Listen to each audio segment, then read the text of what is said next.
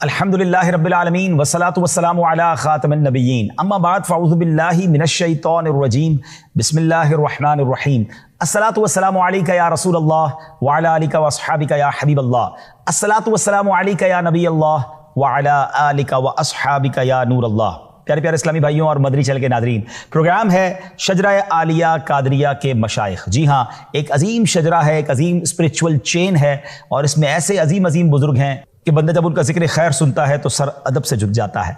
आज ऐसे ही आसमान विलायत के चमकते हुए सितारे हजरत इमाम जाफर सादिक रदी अल्लाह तआला की सीरत के बारे में जानेंगे। मगर इससे पहले कि हम उनकी सीरत पर कुछ बात करें, आइए दुरूद पाक की फजीलत पर मुश्तमिल एक बहुत ही खूबसूरत हदीस पाक सुनते हैं। क़यामत के दिन किसी मुसलमान की नेकियां मीज़ान यानी तराजू पर हल्की हो जाएंगी तो सरवर कायनात सल्लल्लाहु ताला अलैहि वसल्लम एक पर्चा अपने पास से निकालकर नेकियों के पलड़े में रख देंगे तो उससे नेकियों का पलड़ा वजनी हो जाएगा। वो अर्ज करेगा, मेरे माँ बाप आप पर कुर्बान, आप कौन हैं? तो हुज़ूर अलैहिस्सलाम फरमाएंगे, मैं तेरा नबी मोहम्मद सल्लल्लाहु ताला अलैहि वसल्लम हूँ और ये तेरा वो दुरूद पाक है जो तूने मुझ पर पढ़ा था। सुभान अल्लाह, सुभान अल्लाह। वो पर्चा जिसमें लिखा था दुरूद उसने कभी, ये उससे नेकियां उसकी बढ़ाने आए हैं। दुरूद पाक कसरत से पढ़िए नाज़रीन, उसको अपने मामूल में शामिल कीजिए। आइए मिलकर मोहब्बत के साथ बाआवाज़ बुलंद दुरूद पाक पढ़ लें। सल्लु अलल हबीब सल्लल्लाहु ताला अला मुहम्मद सल्लल्लाहु अलैहि वसल्लम। प्यारे इस्लामी भाइयों, आज जिस अजीम हस्ती का जिक्र होना है शजरा आलिया कादरिया में, हम उनके तवस्सुल से, उनके वास्ते से एक बड़ी प्यारी इल्तिजा पेश करते हैं। वो क्या है? सिद्के सादिक का तसद्दुक सादिकुल इस्लाम कर, बेगज़ब राजी हो काज़िम और रज़ा के वास्ते। तो आज जिस सादिक का जिक्र होना है वो हज़रत इमाम जाफ़र सादिक रदी अल्लाह तआला अन्हु हैं। शहीद करबो बला, राकिब दोश मुस्तफ़ा, इमाम अर्श मकाम, इमाम हुमाम, सहाबी इब्ने सहाबी, हज़रत इमाम हुसैन रदी अल्लाह तआला अन्हु के पड़ पोते, अजीम ताबई बुजुर्ग इमाम जाफ़र सादिक रदी अल्लाह तआला अन्हु की विलादत 17 रबीउल अव्वल 80 या 83 हिजरी पीर शरीफ के दिन मदीना पाक में हुई। दिन भी पीर का और शहर भी मदीना। सुभान अल्लाह। आपका नाम जाफर है और कुन्नियत अबू अब्दुल्ला और अबू इस्माइल है। आपकी विलादत बासादत 80 हिजरी में हुई। हजरत सैयदना इमाम जाफर सादिक रदी अल्लाह तआला अन्हु की वालदा मोहतरमा का इसमें गिरामी हजरत सैयदतुना उम्मे फरवा बिनते कासिम बिन मोहम्मद बिन अबी बकर सिद्दीक रदी अल्लाह तआला अन्हु है, जबकि आप रदी अल्लाह तआला के वालिद गिरामी का इसमें मुबारक हजरत सैयदना इमाम बाकिर बिन अली ज़ैनुल आबिदीन और बिन हुसैन बिन अली अल मुर्तज़ा शेर खुदा करम अल्लाह तआला वजहुल करीम है। यानी आपका कमाल देखें, कैसी हस्ती हैं कि आप वालदा की तरफ से हजरत अबू बकर सिद्दीक रदी अल्लाह तआला से जा मिलते हैं और वालिद साहब की तरफ से मौला अली शेर खुदा करम अल्लाह तआला वजहुल करीम से जा मिलते हैं। सुभान अल्लाह। यानी आप वालदा की तरफ से सिद्दीकी और वालिद की तरफ से अलवी फातिमी है। सुभान अल्लाह, सुभान अल्लाह। किस कदर बड़ा नसब है आपका, क्या आली खानदान है। सच गोई की वजह से आपको सादिक के लक़ब से जाना जाता है। इसके अलावा फाजिल, ताहिर भी आप रहमतुल्लाहि तआला के अलकाबात हैं। आपने मदीना मुनव्वरा के मुश्कबार इल्मी फ़ज़ा में आँख खोली। अपने वालिद गिरामी हज़रत इमाम अबू जाफ़र मोहम्मद बाकिर और हज़रत सैयदना उबैदुल्लाह बिन उबई राफ़े, नवासा सिद्दीक़ अकबर, हज़रत सैयदना उरवा बिन ज़ुबैर, हज़रत सैयदना अता और हज़रत सैयदना नाफ़े अलैहिमुर रहमा के चश्माए इल्म से सैराब हुए। यानी इन सब की सोहबतों का फैज़ आपने हासिल किया। और दो जलीलुल कदर सहाबाए किराम हज़रत सैयदना अनस बिन मालिक और सैयदना सहल बिन साद रदी अल्लाह तआला अन्हुमा की ज़ियारत से मुशर्रफ होने की वजह से आप रहमतुल्लाहि तआला ताबई हैं। याद रखें, जो कोई शख्स ईमान की हालत में नबी पाक का दीदार कर ले या उनकी सोहबत उठाए और ईमानी की हालत में उसका इंतकाल हो जाए तो वो सहाबी हो जाता है, और जो ईमान की हालत में किसी सहाबी का दीदार कर ले या उनकी सोहबत उठाए और ईमान की हालत में उनका विसाल हो तो वो ताबई होता है। नाज़रीन, उनकी दीनी खिदमात किताब की तसनीफ से ज़्यादा मुश्किल अफराद की इल्मी, इखलाकी और शख्सी तामीर है और उस्ताद का ये सबसे बुनियादी किरदार होता है। हज़रत इमाम जाफ़र सादिक रहमतुल्लाहि तआला की सोहबत में रहकर कई शागिर्द उम्मत के लिए मनारा नूर बने। आपके इल्मी फैज़ान से फैज़याब होने वालों में आपके अपने फर्जंद इमाम मूसा काज़िम, फिर इमाम आज़म अबू हनीफ़ा, इमाम मालिक, हज़रत सुफियान सौरी, हज़रत सुफियान बिन उयैना रहमतुल्लाहि तआला अलैहिम की ये नाम सरे फहरिस्त हैं। आप नाम देखें कौन से हैं, इतने बड़े इल्म के समुंदर वो आपसे फैज़याब हुए, आप उनके उस्ताद हैं। अल्लाह अकबर, कैसा आपका फैज़ान जारी है। अच्छा, आपकी خوف خدا اور آپ کے معمولات کیسے تھے، خوش اخلاقی آپ کی طبیعت کا حصہ تھی جس کی وجہ سے مبارک لبوں پر ہمیشہ مسکراہٹ سجی رہتی تھی۔ جب کبھی ذکر مصطفیٰ ہوتا تو پیارے آقا علیہ الصلوۃ والسلام کی تعظیم اور ہیبت کی وجہ سے آپ کا رنگ زرد ہو جاتا، کبھی بے وضو حدیث بیان نہ فرماتے، نماز اور تلاوت میں مشغول رہتے یا خاموش رہتے، آپ کی گفتگو فضول گوئی سے پاک ہوتی۔ اللہ اکبر۔ ناظرین ذرا آپ سوچیں کہ کیا شاندار شخصیت ہیں کہ آپ کی گفتگو جو ہے وہ فضول گوئی سے پاک ہوتی، زبان پر مسکراہٹ ہوتی، ذکر و درود ہوتا، اور آپ کے معمولات زندگی سے آباء و اجداد کے اوصاف جھلکتے تھے۔ نبی پاک کا ہی خاندان ہے نا، آپ کے رویے میں نانا جان نبی اکرم علیہ الصلوۃ والسلام کی شان کریمی معافی جھلکتی تھی، گفتار سے صدیق اکبر رضی اللہ عنہ کی حق گوئی کا اظہار ہوتا تھا، اور کردار میں شجاعت حیدری نظر آتی تھی۔ آپ کس قدر معاف کرنے والے تھے، عفو و درگزر کی ایک جھلک ملاحظہ کیجیے۔ ایک مرتبہ غلام نے ہاتھ دھلوانے کے لیے پانی ڈالا تو وہ پانی ہاتھ کی بجائے کپڑوں پر گر گیا۔ آپ نے اسے نہ تو جھاڑا نہ ہی سزا دی، اسے معاف کیا، شفقت فرمائی، بلکہ آزاد ہی کر دیا۔ اللہ اکبر۔ یہ نبی پاک کا کیسا خاندان ہے کہ غلطی کرنے والے پر زیادہ مہربان ہو جاتے ہیں، زیادہ شفقت فرماتے ہیں۔ اور نبی پاک علیہ الصلوۃ والسلام کے بارے میں شاعر لکھتے ہیں نا، آتا ہے فقیروں پہ انہیں پیار کچھ ایسا، خود بھیک دیں اور خود کہیں منگتا کا بھلا۔ کیا بات ہے، سبحان اللہ۔ عاجزی کیسی کہ آپ عالی نسب ہونے کے باوجود عاجزی کا پیکر تھے۔ ایک مرتبہ امام اعظم ابو حنیفہ رحمۃ اللہ تعالی علیہ کے عظیم شاگرد، بہت بڑے عالم و صوفی بزرگ حضرت داؤد طائی رحمۃ اللہ تعالی علیہ نے آپ سے ایک بار عرض کی کہ آپ اہل بیت ہونے کی حیثیت سے مجھے کچھ نصیحت فرمائیں۔ آپ خاموش رہے۔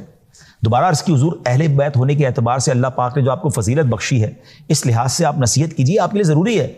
یہ سن کر آپ نے فرمایا، میں تو خود خوفزدہ ہوں کہ کہیں قیامت کے دن میرے جد امجد، میرے آقا جناب رسول اللہ صلی اللہ تعالی علیہ وسلم میرا ہاتھ پکڑ کر یہ پوچھ نہ لیں کہ تو نے میری پیروی کا حق ادا کیوں نہ کیا، کیونکہ نجات کا تعلق نسب سے تو نہیں ہے کہ خاندان بڑا ہے تو بخشا جائے گا، اعمال صالحہ ضروری ہیں۔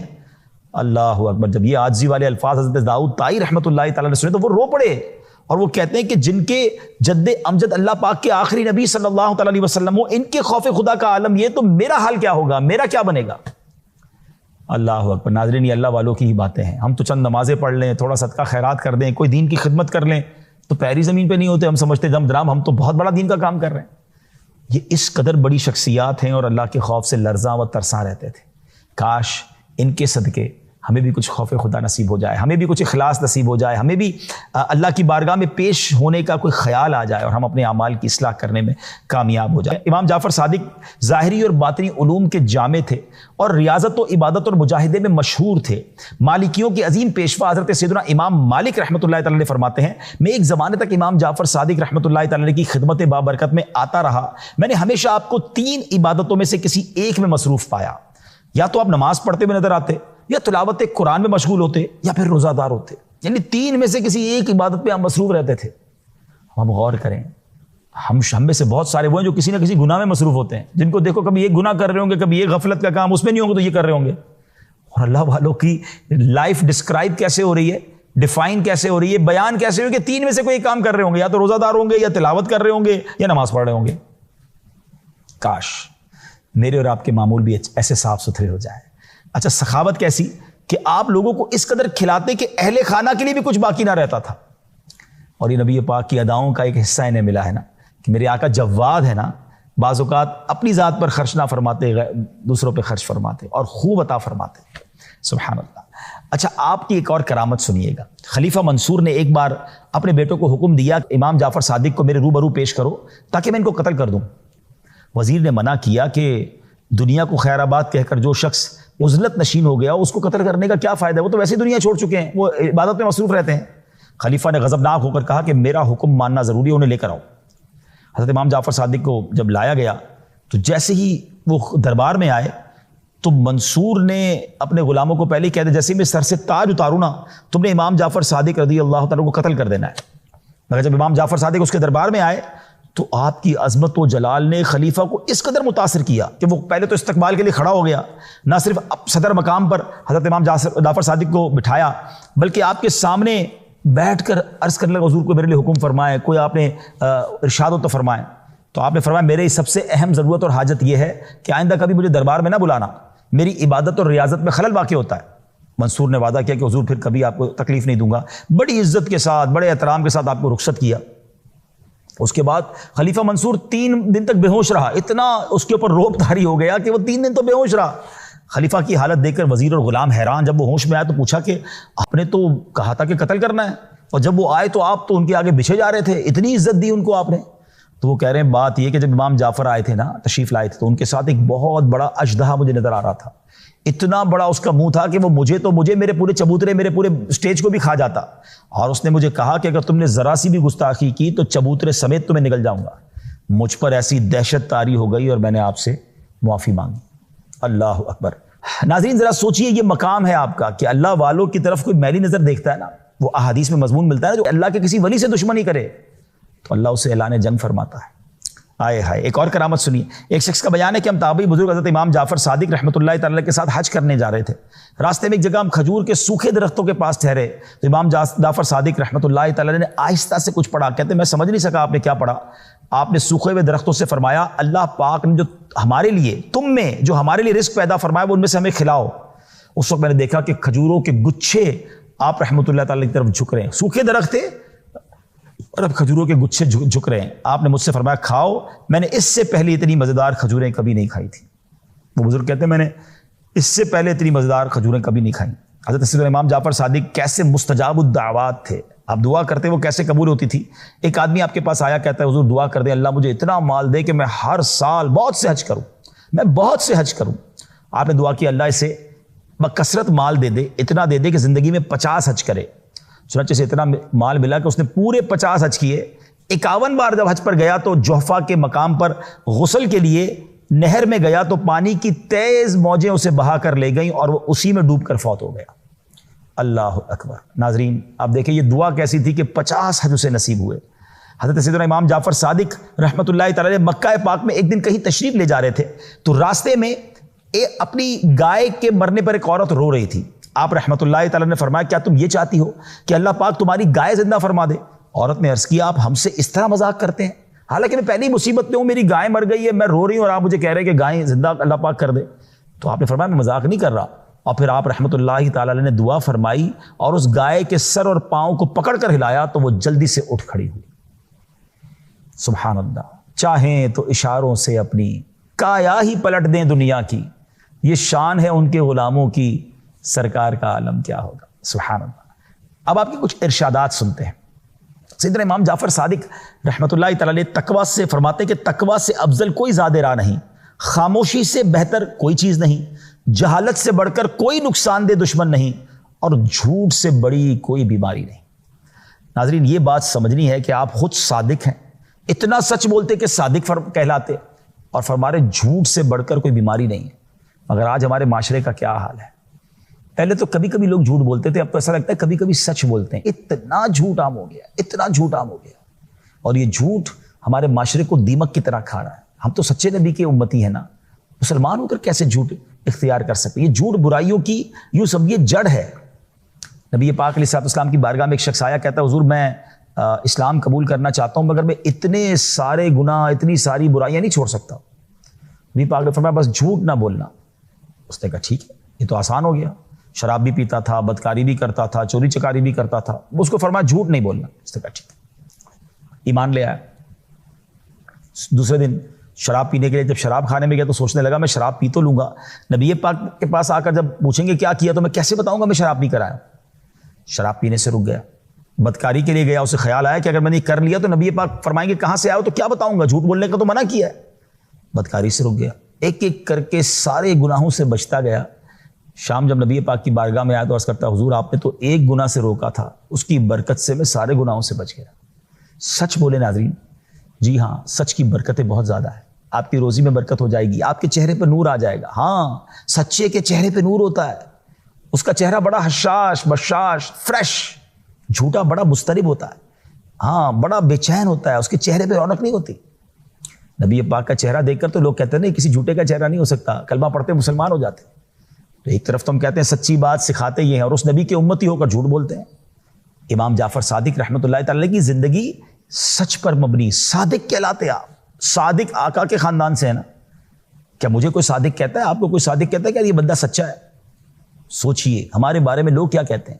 کاش لوگ کہیں کہ یار ہے اچھا امتی، بولتا ہے تو سچ بولتا ہے، جھوٹ نہیں بولتا۔ اللہ کرے کہ دل میں اتر جائے میری بات. سبحان اللہ. اور پھر حضرت ابوبکر صدیق اور حضرت عمر فاروق سے کیسا پیار تھا کہ حضرت امام جعفر صادق فرماتے ہیں کہ انا بریء ممن ذکر ابا بکر و عمر الا بخیر، یعنی اس شخص سے میرا کوئی واسطہ نہیں جو امیر المومنین حضرت سیدنا ابوبکر صدیق رضی اللہ تعالیٰ عنہ اور سیدنا عمر فاروق رضی اللہ تعالیٰ عنہ کا ذکر خیر و خوبی کے ساتھ نہ کرے. اللہ اکبر. آپ سوچیں کہ کس قدر کمال کی فرمان ہے، اور یہ صحابہ اور اہل بیت کا کمال کا آپس میں انٹریکشن تھا کہ وہ ایک دوسرے سے کس قدر پیار کرتے تھے. امام جعفر صادق رحمۃ اللہ تعالی علیہ ایک کمال کی ایک اور فرمان عطا فرمایا. میں سمجھتا ہوں یہ دوست بنانے والے، فرینڈ سرکل بنانے والوں کے لیے تو شاندار مدنی پھول ہے. غور سے سنیے کس کو دوست بنانا ہے، کس کی صحبت میں بیٹھنا ہے. آپ فرماتے ہیں 5 قسم کے آدمیوں کی صحبت اختیار نہ کرو. نمبر 1، بہت جھوٹ بولنے والا شخص، کیونکہ تم اس سے دھوکہ یعنی چیٹنگ کھاؤ گے، اور وہ سراب یعنی صحرا میں پانی کی طرح نظر والی ریت جیسا ہے. وہ دور والے کو تیرے قریب کر دے گا اور قریب والے کو دور کر دے گا. یعنی جھوٹ بولنے والے سے دوستی نہیں کرنی ہے. واقعی وہ بعض اوقات جھوٹی باتیں کر رہا ہوتا ہے، بندے کو اتنے آسرے دے رہا ہوتا ہے کہ انسان پریشان رہتا ہے. ایسا دوست کس کام کا؟ تو جھوٹا دوست نہیں ہونا چاہیے. فرمایا بے وقوف آدمی اس کی صحبت میں بھی نہ بیٹھو، کیونکہ اس سے تمہیں کچھ حاصل نہیں ہوگا. وہ تمہیں نفع پہنچانا چاہے گا لیکن نقصان پہنچا بیٹھے گا. بے وقوف جو ٹھہرا، وہ آپ نے واقعہ سنا ہوگا نا کہ ایک بندہ جو ہے اس کا ایک ریچھ اس کا دوست تھا اور بڑی محبت کرتا تھا اس سے، وہ ریچھ سے بڑی محبت کرتا تھا. ایک دن وہ جا کر سویا تو بار بار اس کی ناک پہ مکھی بیٹھتی تھی. ریچھ اس سے اڑاتا تھا کہ میرا دوست سو رہا ہے. دوبارہ مکھی بیٹھی، دوبارہ اڑایا. 3-4 بار اس نے کیا. بعد میں ریچھ کو بڑا غصہ آیا کہ یہ مکھی بار بار میرے دوست کو تنگ کر رہی ہے. بہت بڑا پتھر اٹھا کے لایا اور آخرکار اس نے مکھی کو مارنے کے لیے پتھر پھینکا. مکھی تو نہ جانے کہاں گئی، دوست چلا گیا کیونکہ بے وقوف تھا. تو بے وقوف سے دوستی نہیں ہونی چاہیے. نمبر 3، بخیل، کنجوس سے بھی دوستی نہیں ہونی چاہیے، کیونکہ جب تمہیں اس کی ضرورت ہوگی تو وہ دوستی ختم کر دے گا. موقع پڑے، کوئی ضرورت پڑے تو دوست ساتھ ہی نہ آتے تو کس کام کا وہ دوست. تو سخی ہونا چاہیے دوست، بخیل نہیں ہونا چاہیے. نمبر 4، بزدل شخص، اس سے بھی دوستی نہیں ہونی چاہیے، کیونکہ یہ شخص مشکل وقت میں تمہیں چھوڑ کر بھاگ جائے گا. اور ایسا ہوتا ہے جب کوئی مشکل وقت آتا ہے تو پہلے ہی وہ بزدل تھا تو وہ ہم سے پہلے بھاگ جاتا ہے. نہیں، بہادر دوست ہونے چاہیے. فرمایا فاسق شخص، کیونکہ وہ تمہیں ایک لقمے یا اس سے بھی کم قیمت میں بیچ دے گا. کسی نے پوچھا لقمے سے کم کیا ہے؟ فرمایا لالچ رکھنا اور اسے نہ پانا. یعنی فاسق جو ہوتا ہے نا، جو اللہ کا نام فرمانے، وہ ہمارا فرما بردار کیسے ہو سکتا ہے؟ تو ہمیں اللہ والوں سے دوستی کرنی ہے، نیک لوگوں سے پیار کرنا ہے. بہرحال اللہ کرے یہ باتیں سمجھ آ جائیں اور ہم دوست بناتے ہوئے اس کا خیال رکھیں. امام جعفر صادق رحمۃ اللہ تعالی کو 68 برس کی عمر میں 15 رجب المرجب 148 ہجری کو کسی بد نصیب نے زہر دیا جو ان کی شہادت کا سبب بنا. حضرت امام جعفر صادق رحمۃ اللہ تعالی کا مزار پر انوار جنت البقیع میں اپنے والد محترم سیدنا امام باقر رحمۃ اللہ تعالی کے پہلو میں ہے. اللہ کریم تربت امام جعفر صادق پر اپنی کروڑوں رحمتوں کی بارش نازل فرمائے اور ان کے فیضان سے ہمیں مالا مال فرمائے، ان کے نقش قدم پر چلنے کی توفیق عطا فرمائے. اللہ ان سچوں کے صدقے ہمیں سچا بنا دے، ان عبادت گزاروں کے صدقے ہمارا دل بھی عبادت میں لگا دے، ان سجدہ کرنے والوں کے صدقے ہمیں ساجد بنا دے، ان تلاوت کرنے والوں کے صدقے ہمارا دل تلاوت میں لگا دے. ہم کہتے تو ہیں کہ ہم سلسلہ قادریہ کے مرید ہیں، سلسلہ قادریہ میں ہم شامل ہیں، مگر ہمارے سلسلے کے جو بزرگ ہیں وہ کیسے عرفہ والا ہیں. اللہ ان کا فیضان بھی نصیب فرمائے اور ہمارا کردار بھی اچھا ہو جائے. مدنی چینل دیکھتے رہیے. اگلے پروگرام میں ایک اور مبارک شخصیت کا ذکر لے کر آئیں گے اور ان کے بارے میں جانیں گے. صلو علی الحبیب صلی اللہ تعالی علی محمد صلی اللہ علیہ وسلم.